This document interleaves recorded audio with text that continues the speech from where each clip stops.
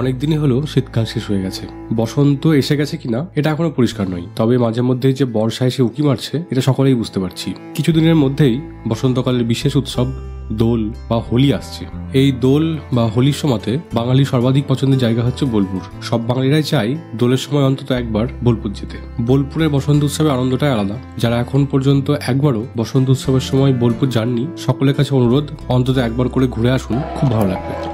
আমি আমার চ্যানেলে বোলপুর শান্তিনিকেতন নিয়ে অনেকগুলো ভিডিও পার্ট করে দিয়েছি, আশা করি সেগুলো দেখেছেন। যদি না দেখে থাকেন উপরের আই বাটন এবং ডেসক্রিপশনে তাদের লিঙ্ক দিয়ে রাখবো। আমি আগের ভিডিওগুলো পার্ট করে করেছি, কোনোটাতে কিভাবে পৌঁছাবেন, কোনোটাতে খাওয়া দাওয়া রিভিউ বা কোনোটাই সোনাঝুরি হাট নিয়ে ভিডিও করেছি। তবে আজকে একটা ভিডিওর মধ্যে দিয়ে দুদিনে কিভাবে বোলপুর সম্পূর্ণ ঘুরবেন তার একটা গাইড বা তার একটা ট্যুর প্ল্যান করার চেষ্টা করছি। তাহলে চলুন দুদিনে কিভাবে বোলপুর ঘুরবেন এই নিয়ে একটা ভিডিও তৈরি করা যাক। রবি ঠাকুরের আগের বোলপুর আর এখনকার বোলপুরের পরিবেশের সঙ্গে আকাশ পাতাল পার্থক্য। যেহেতু মানুষের প্রচুর ভিড়, প্রত্যেক দিন প্রচুর মানুষ যাওয়া আসা করছে, সেই জন্য বোলপুরের প্রাকৃতিক সৌন্দর্য দিন দিন নষ্ট হচ্ছে। আমাদের সকলের উচিত বোলপুরের প্রাকৃতিক সৌন্দর্যকে বজায় রাখা। এবার জেনে নেওয়া যাক কিভাবে পৌঁছাবেন এই বোলপুর শান্তিনিকেতন। আমি একটু বলে দিই বোলপুর কিভাবে পৌঁছানো যায় শর্টকাটে। নর্মালি যারা আসতে চাইছেন বোলপুর, কিন্তু সব থেকে শর্টকাটে আসতে গেলে ট্রেনে আসতে হবে। ট্রেন যোগাযোগ ব্যবস্থাতে বোলপুর আসা সব থেকে সুবিধা। বোলপুরের উপর দিয়ে অনেক ট্রেন চলে। হাওড়া থেকে মালদা হয়ে এনজিপি যেসব ট্রেন যায় তার সিংহভাগ ট্রেন, তার ম্যাক্সিমাম ট্রেনই যায় হচ্ছে বোলপুরের উপর দিয়ে। সেক্ষেত্রে আপনার ইচ্ছা মতো টাইম চুজ করে নিয়ে আপনি বোলপুরে আসতে পারেন ট্রেনে। এটা সব থেকে ভালো অপশান। একইভাবে যারা উত্তরবঙ্গ থেকে আসছেন তারাও বিভিন্ন ট্রেন পেয়ে যাবেন, আপনাদের সুইটেবল টাইম মতো ট্রেন ধরে নিতে পারেন। মালদার ক্ষেত্রে আমি বলবো ইন্টারসিটি এক্সপ্রেস আছে। আর যারা মুর্শিদাবাদ থেকে আমার ভিডিও দেখছেন কিংবা মুর্শিদাবাদ থেকে বোলপুর যাওয়ার প্ল্যান করছেন ট্রেনে করে, তাদেরকে বলবো আপনার আজিমগঞ্জ থেকে সকাল 8টার কবিগুরু এক্সপ্রেস ধরুন। এই ট্রেনটা 2 ঘন্টার মধ্যে আপনাকে পৌঁছে দেবে বোলপুর। যদিও এই ট্রেনটা যাত্রাপথটা অনেকটা ঘুরে আমাদের মুর্শিদাবাদের পক্ষে, তাও আজিমগঞ্জ থেকে মাত্র 2 ঘন্টায় যেহেতু পৌঁছে যাচ্ছেন বোলপুর, খুব একটা খারাপ অপশান না। বাকি যারা গাড়ি রিজার্ভ করে কিংবা পিকনিকে আসছেন তাদের ক্ষেত্রে তো যারা গাড়ি নিয়ে আসছে তারাই ঠিক করে নেয় কোন রুটে যাবে। যারা উত্তরবঙ্গ থেকে আমাদের মতো প্রাইভেট গাড়িতে করে বোলপুর আসছেন তাদের ক্ষেত্রে কয়েকটা ইনফরমেশন দিয়ে রাখি। আশা করি এই তথ্য আপনাদের পরবর্তী সময় কাজে লাগতেও পারে। নর্মালি উত্তরবঙ্গ কিংবা মুর্শিদাবাদ থেকে বোলপুর আসতে গেলে আপনাকে কাঁদি হয়ে আসতে হবে। কাঁদি থেকে অনেকগুলো রাস্তা ভাগ হয়ে যায়। কাঁদি থেকে কুলি হয়ে সাঁইথিয়া দিয়ে বোলপুর ঢোকা যায়। কাঁদি থেকে সালারের যে রাস্তা সেই বাইপাস ধরে কিছুটা এসে ডান দিকে ঢুকে ফুটিসাঁকো হয়ে কিন্নাহার হয়ে বোলপুর আসা যায়। বর্তমানে আমরা একটা রাস্তার খোঁজ পেয়েছি, বাহাদুরপুর বা ডাকবাংলোর যে 4 মাথার মোড়, মানে আপনারা যদি কাঁদি বাইপাস হয়ে আসছেন, ডাকবাংলোর যে 4 মাথার মোড় সেখান থেকে একদম নাক বরাবর যে সামনে রাস্তা চলে যাচ্ছে সেই রাস্তা দিয়ে কিন্তু খুব সহজে অনেক শর্টকাটে বোলপুর পৌঁছানো যাবে। আমরা সেই রাস্তাটাকেই ধরেছি। এটা হচ্ছে ওই রাস্তা। এখান থেকে প্রায় 8 কিলোমিটার মতো হচ্ছে লোকাল রাস্তা, গ্রামের মধ্যে দিয়ে গ্রাম্য রাস্তা। অনেক পুরনো বাড়ি লক্ষ্য করছি। আমরা পানুটিয়ার ওই রাস্তায় ঢুকে 7 থেকে 8 কিলোমিটার আসার পরে গনুটিয়া বলে একটা ব্রিজের উপরে উঠেছি। এই ব্রিজটা হওয়ার ফলে আমাদের যে ফুটিসাঁকোর যে রাস্তা, ফুটিসাঁকো যেটা যেতে হতো, ফুটিসাঁকো হয়ে যেটা কিন্নাহার হয়ে বোলপুর যেতে হতো সেটা যেতে হচ্ছে না। এটা নিচে কিন্তু ময়ূরাক্ষী নদী। ময়ূরাক্ষী নদীতে একটু জল নাই, আমি দেখাতেও পাচ্ছি না জলের কোনো অংশ। আমরা ব্রিজটা পার করছি, অনেকটা লম্বা ব্রিজ। এই ব্রিজটা হওয়ার ফলে আমাদের বোলপুর যাওয়ার দূরত্ব যেমন কমেছে, তেমনি এখানকার যে যোগাযোগ ব্যবস্থা সেটাও অনেক উন্নত হয়েছে। বোলপুর শান্তিনিকেতনে দুটো বড় উৎসব হয়। প্রথম হচ্ছে বসন্ত উৎসব আর দ্বিতীয় হচ্ছে বোলপুরের পৌষ মেলা। যারা বোলপুরের শান্ত স্নিগ্ধ পরিবেশকে দেখতে চাইছেন তারা কিন্তু এই দুটো উৎসবের সময় আসবেন না। যেহেতু এই দুটো উৎসবের সময় প্রচুর মানুষের ভিড় হয়, সেই জন্য আপনারা কিন্তু বোলপুরকে ঠিকভাবে উপলব্ধি করতে পারবেন না। তাই চেষ্টা করবেন এই উৎসব বাদ দিয়ে বছরে অন্য কোনো সময় আসার। কোথায় থাকবেন এই বোলপুরে এসে? বসন্ত উৎসবের সময় বোলপুরের প্রায় সমস্ত হোটেল রিসর্টের ভাড়া কিন্তু ডবল হয়ে যায়, এমনকি ম্যাক্সিমাম হোটেল রিসর্ট আগে থেকে বুকিং হয়ে যায়। তাই যারা এই সময় আসতে চাইছেন তারা অবশ্যই আগে থেকে হোটেল কিংবা রিসর্ট বুক করে তবেই আসবেন। যদিও এখন বোলপুরে অনেক নতুন নতুন রিসর্ট হয়েছে, সোনাঝুরির হাট চত্বরে প্রচুর নতুন রিসর্ট হয়েছে। আপনারা ফিজিক্যালি এসে সেইগুলো ঘুরলে হয়তো হোটেল পেয়ে যাবেন। আমি এই ভিডিওতে বোলপুরের 3টে টপ থাকার জায়গার কথা বলবো যেগুলোতে আপনারা থাকতে পারেন। বোলপুরে ওয়েস্ট বেঙ্গল ট্যুরিজম ডেভেলপমেন্ট কর্পোরেশনের রঙ্গাবিতান এবং শান্তবিতান নামে 2টি রিসর্ট আছে। এই রিসর্টগুলোর রুমের রেট 2000 টাকা থেকে শুরু করে 4600 টাকা পর্যন্ত। এই রিসর্টে আসতে গেলে আপনাকে অবশ্যই এদের ওয়েবসাইটে গিয়ে আগে থেকে বুকিং করে তবেই আসতে হবে। ওয়েবসাইটের লিঙ্ক আমি ডেসক্রিপশনে এবং ভিডিওর নিচে দিয়ে রাখছি, আপনারা দেখতে পারেন। যেহেতু গভর্নমেন্ট অফ ওয়েস্ট বেঙ্গলের ট্যুরিজম ডিপার্টমেন্টের এই রিসর্ট, সেই জন্য এদের সিকিউরিটি ব্যবস্থা খুব সুন্দর। এখানে সিকিউরিটি নিয়ে কোনো চিন্তা করার প্রয়োজন হবে না। তাছাড়া বোলপুরে রাজ্য সরকারের ইউথ ডিপার্টমেন্টের ইউথ হোস্টেলও বর্তমান। আপনারা জানেন কিনা জানি না, পশ্চিমবঙ্গের প্রায় প্রত্যেকটা জেলাতেই প্রচুর ইউথ হোস্টেল বর্তমানে হয়েছে। এই সব ইউথ হোস্টেলে অনলাইনে বুকিং করা যায়। আপনারা যারা ঘুরতে যাচ্ছেন অনেক কম খরচায় কিন্তু ইউথ হোস্টেলে থাকতে পারেন। বোলপুরের ইউথ হোস্টেলে প্রচুর ডরমেটরি আছে। তাছাড়া সিঙ্গেল বেডের এসি রুম, ডাবল বেডের এসি রুম থেকে শুরু করে 4 বেড এমনকি 8 বেডের এসি রুম পর্যন্ত অ্যাভেলেবেল। মাত্র 225 টাকা দিয়ে এখানে ডরমেটরি রুমে থাকা যায়। তাছাড়া সিঙ্গেল বেড এসি রুম হচ্ছে 600 টাকা, ডাবল বেড এসি রুম হচ্ছে 1100 টাকা, 4 বেডের এসি রুম এখানে 1700 টাকা, আর 8 বেডের যে এসি রুম তার রেট হচ্ছে 2900 টাকা। ইউথ হোস্টেলের ক্ষেত্রেও আপনাকে অনলাইনে বুকিং করতে হবে। বুকিং এর জন্য ওয়েবসাইট আমি ডেসক্রিপশনে দিয়ে রাখছি এবং নিচে দিয়ে রাখছি, আপনারা এখান থেকে বুকিং করে আসতে পারেন। এছাড়া একটু সস্তায় থাকতে গেলে আপনারা বোলপুরের ভারত সেবাশ্রম সঙ্গেও থাকতে পারেন।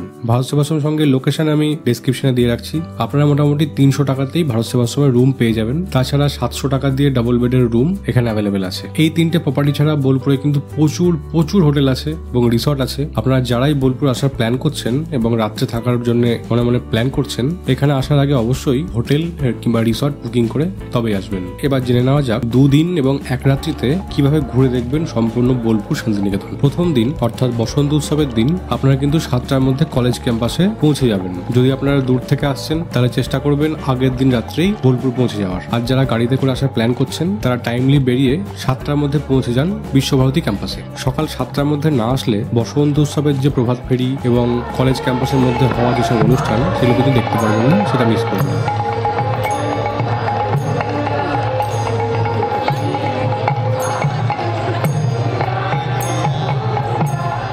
বর্তমানে বিশ্বভারতী কলেজ ক্যাম্পাসের ভিতরে প্রবেশ করা নিষিদ্ধ, মানে সাধারণ পাবলিকের জন্য কলেজ প্রেমিসিসে ঢুকতে দেওয়া হয় না। কিন্তু এই বসন্ত উৎসবের দিন আপনাকে কলেজ প্রেমিসিসের মধ্যে ঢোকার পারমিশন দেবে। আপনারা কোনোভাবেই এই পারমিশনটাকে মিস করবেন না। বিশ্বভারতী ক্যাম্পাসের মধ্যে অনেক ছোট বড় জায়গা দেখার আছে, আপনারা প্রত্যেকটা জায়গা ঘুরবেন এবং দেখে আসবেন। নর্মালি ওই দিন ক্যাম্পাসের মধ্যে প্রচুর মানুষের ভিড় থাকবে। ভিতরে সাংস্কৃতিক অনুষ্ঠান থেকে শুরু করে নাচ গান, আবির খেলা, এগুলো সব আপনারা উপভোগ করতে পারবেন। সকাল গড়িয়ে কখন যে দুপুর হয়ে যাবে আপনারা টেরও পাবেন না। দুপুরবেলা হোটেলে ফিরে ফ্রেশ হয়ে দুপুরের লাঞ্চ সেরে কিছুক্ষণ রেস্ট নিয়ে আবার বিকেলের মধ্যে বেরিয়ে পড়ুন কলেজ ক্যাম্পাসের দিকে। আপনারা কলেজ ক্যাম্পাসের চারিদিক বাইরে দিয়ে ঘুরতে পারেন। কলেজ ক্যাম্পাসের বাইরে কি কি দেখার আছে সেগুলো শেয়ার করছি। সেখানে অনেক গাইড পাওয়া যাচ্ছে। এই গাইডগুলো আগে পাওয়া যেত না, এখন কিন্তু অনেক গাইড পাওয়া যাচ্ছে যারা হচ্ছে টোটোতে করে আপনাকে টোটাল এলাকা ঘুরিয়ে নিয়ে বেড়াবে।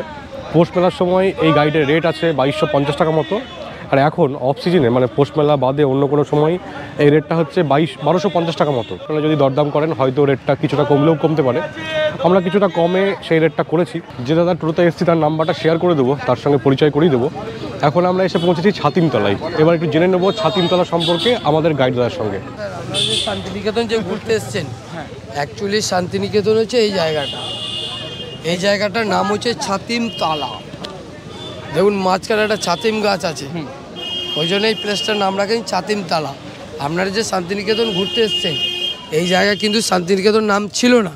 এই জায়গা কি নাম ছিল? ভবন নাঙ্গা। যার জায়গা তার নাম হচ্ছে ভবন মোহন সিংহ রায়। দেখুন বেদিটাও করা আছে। এই যে এই গেট বছরে 4 বার ওপেন করায়। যে কোনো মানুষ বছরে ছাতিমতলার ভেতরে ঢুকতে পায়। বছরে 4টা বছর গুরুদেবের জন্মদিন 25শে বৈশাখ, সেদিন এলে ঢুকে প্রোগ্রামগুলো দেখতে পাবেন। ইংরেজি 23শে ডিসেম্বর পৌষ মেলা 1 ঘন্টা বৈতালি অনুষ্ঠান হয়, তাও দোকানপাট চালু হয়, তাছাড়া কিন্তু হয় না। বসন্ত উৎসব, এখান থেকে নাচতে নাচতে পুরো জায়গার মধ্যে দোল খেলাটি হয়। শান্তিনিকেতন যে পৌষ মেলা, ইংরেজি 23শে ডিসেম্বর, বাংলা 7ই পৌষ যে মেলাটা, বিশ্বকবি রবীন্দ্রনাথ ঠাকুর প্রথম এই মাঠে শুরু করেছিলেন। তার কারণ আগেকার দিনে লোক সংখ্যায় কম ছিল, এখন তো লোক সংখ্যায় বেড়ে গেছে, ঠিক আছে, যার জন্য এই মাঠ এখন মেলা হয় না। এই বাড়িটা হচ্ছে শান্তিনিকেতন বাড়ি।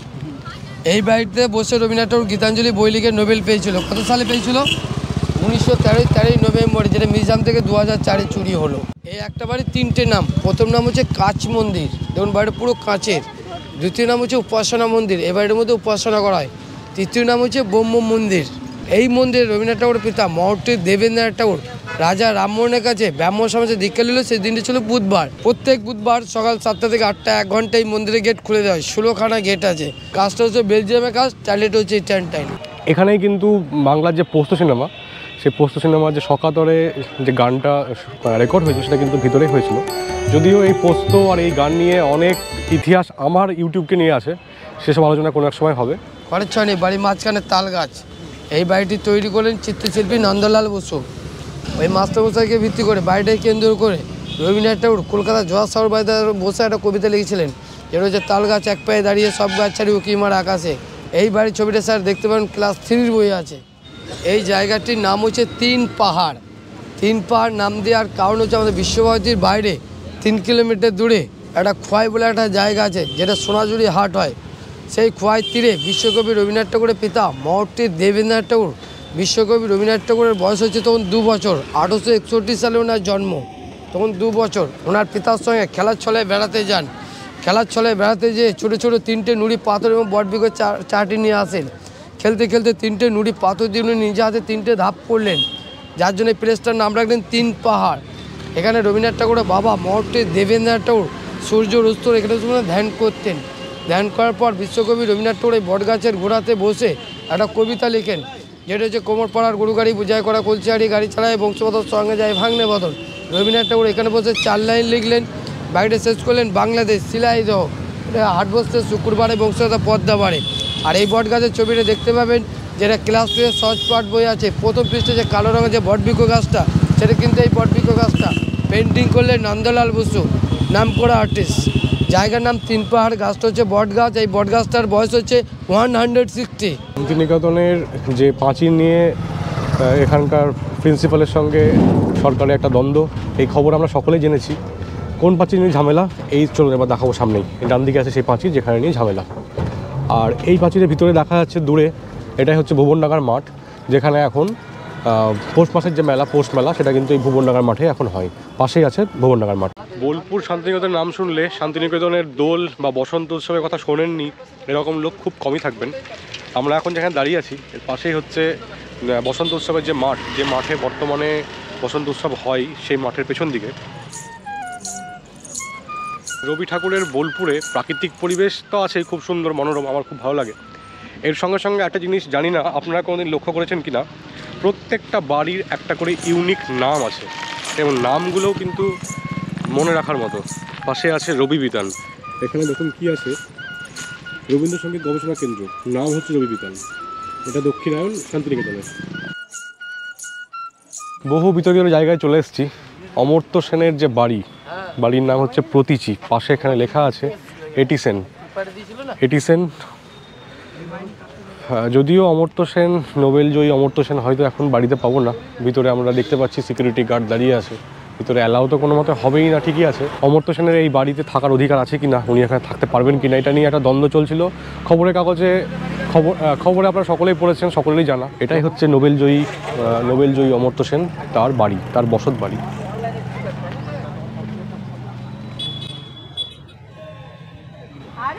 পাশেই সঙ্গীত ভবনে, আমরা সঙ্গীত ভবনের পাশ দিয়ে ক্রস করছি, সঙ্গীত ভবনে ঢুকছি না। এখানে রামকিঙ্কর বেজের তৈরি করা কিছু মূর্তি দেখা যাচ্ছে। কলা ভবন, এই যে মূর্তিটা তৈরি করলেন বিখ্যাত আর্টিস্ট রামকিঙ্কর বেজ। রামকিঙ্কর বেজের তৈরি বলে জানতে পারলাম, কিন্তু তার কোনো নামের ফলক আছে কিনা একবার দেখার চেষ্টা করব। এখানে আছে রামকিঙ্কর বেজ, 1956 সালে তৈরি করেছিলেন। আপনারা 200 থেকে 300 টাকা দিয়ে টোটো রিজার্ভ করে ক্যাম্পাস থেকে কিছুটা দূরে সৃজনী শিল্পগ্রাম এবং সুরুল রাজবাড়ি বা সুরুল জমিদার বাড়ি ঘুরে আসতে পারেন।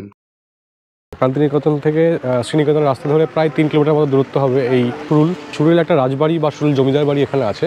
পেছনে যেটা দেখা যাচ্ছে সাদা রঙের লাল বর্ডার, দেখতে পাচ্ছেন, এটাই হচ্ছে সুরুলের রাজবাড়ি। রবীন্দ্রনাথ ঠাকুর এবং দেবেন্দ্রনাথ ঠাকুরের সময়ে এই সুরুল রাজবাড়ির একটা বিরাট নামডাক ছিল। হ্যাঁ, পরবর্তী যখন ব্রিটিশ শাসন চলে আসে 1835 সালের পরে, ব্রিটিশদের সঙ্গে কিছু চুক্তির মাধ্যমে এদের প্রভাবটা কিছুটা কমে যায়।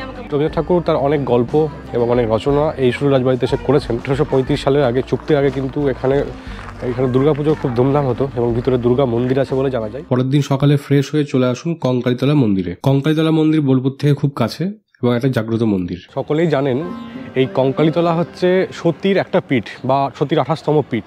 দক্ষযজ্ঞের পরে বিষ্ণুর চক্রে যখন সতীর দেহ ছিন্ন ভিন্ন হয়ে যাচ্ছিল, মা সতীর দেহের একটা পার্ট এখানে পড়েছিল। অনেকে মনে করে কাঁকাল বা কোমরের অংশ এখানে পড়েছিল, আবার মতান্তরে অনেকে মনে করে এখানে কঙ্কাল পড়েছিল। এটা নিয়ে মানুষের মধ্যে একটা দ্বিমত দেখা যায়। তবে কাঁকালি পড়ুক আর কঙ্কালি পড়ুক, এখানে মায়ের সতীর যেটা পীঠ পড়েছিল এটা সকলেই মনে করে এবং মাকে সেই রূপে আরাধনাও করে। মা এখানে খুব জাগ্রত, অনেক দূর দূর জায়গা থেকে মানুষের এখানে ভিড় হয়। মায়ের আরাধনা করার জন্য এখানে আসেন। আমরা মন্দিরের পাশটা ঘুরলাম, এবার মন্দিরের ভিতরে যাব এবং মায়ের দর্শন করব এবং মন্দিরের পাশে একটা কুণ্ড বা একটা পুকুর আছে, সেই পুকুরে যাব এবং পুকুরের মাহাত্ম্য সম্পর্কে জানবো।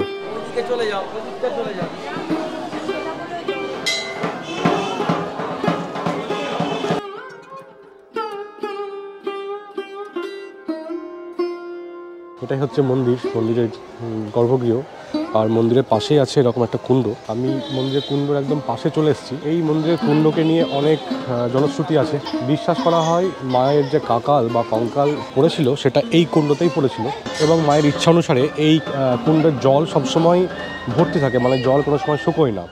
এখানকার জল কখন শুকোবে বা কখন জল ভর্তি হবে সবটাই নির্ভর করে মায়ের ইচ্ছার উপরে। আরও জানা যায় এই কুণ্ডের জলের সঙ্গে কাশীর যে মণিকর্ণিকা ঘাট আছে সেই ঘাটের সুড়ঙ্গ পথে যোগাযোগ আছে।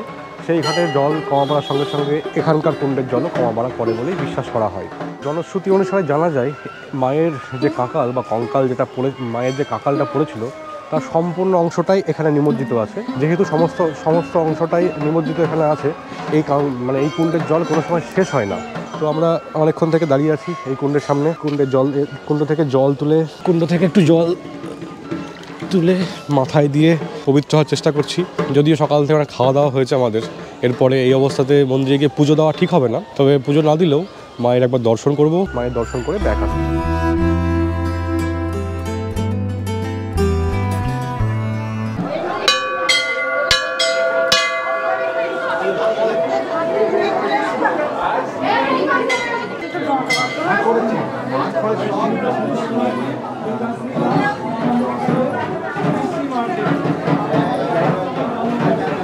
কঙ্কালীতলাতে কিছুটা সময় কাটিয়ে আপনারা চলে আসুন আমার কুটির ইকো ট্যুরিজম পার্কে। এই আমার কুটিরের পরিবেশ খুব সুন্দর এবং মনোরম, আপনাদের খুব ভালো লাগবে। দুপুরের লাঞ্চটা হয় আমার কুটিরে কিংবা বরিশালের রান্নাঘরে, আর না হলে প্রান্তিক স্টেশন যাওয়ার রাস্তায় হোটেল সোনারতরীতে করে ফেলুন। যে জায়গাগুলোর নাম বললাম এখানে দুপুরের লাঞ্চ করলে আপনারা নিরাশ হবেন না। দুপুরের লাঞ্চের পরে অবশ্যই ঘুরে আসবেন সোনাঝুরি হাট থেকে। যদিও সোনাঝুরি হাটের মনোরম পরিবেশ এখন আর পাওয়া যায় না, মানুষের কোলাহল হইহট্টগোলে সোনাঝুরি হাট অনেকটা পাল্টে গেছে, তবুও আপনাদের ঘন্টা দুয়েক সময় খুব ভালোভাবে কেটে যাবে এই হাটে। পছন্দ মতো জিনিস কেনাকাটা করে বিকেলটা এখানে কাটিয়ে বাড়ির দিকে রওনা দিয়ে দিন, কিংবা আপনাদের ফেরার ট্রেনের টাইম অথবা বাস কিংবা গাড়ির শিডিউল অনুযায়ী আপনারা প্ল্যানটাকে সাজিয়ে নিতে পারেন। এটাই ছিল 2 দিন এবং 1 রাতিতে আপনারা বোলপুর কিভাবে ঘুরবেন তার ভিডিও আমি আর বড় করছি না, ভিডিও এখানে শেষ করছি। ভিডিও কেমন লাগছে অবশ্যই কমেন্ট করে জানাবেন এবং সঙ্গে থাকবেন। একই সঙ্গে যারা আমার চ্যানেলে নতুন করে ভিডিওগুলো দেখছেন এখনো সাবস্ক্রাইব করেননি অবশ্যই চ্যানেলটা সাবস্ক্রাইব করে নেবেন। বোলপুরের এই ভিডিও এখানে শেষ করছি। ভিডিও দেখার জন্য অনেক ধন্যবাদ।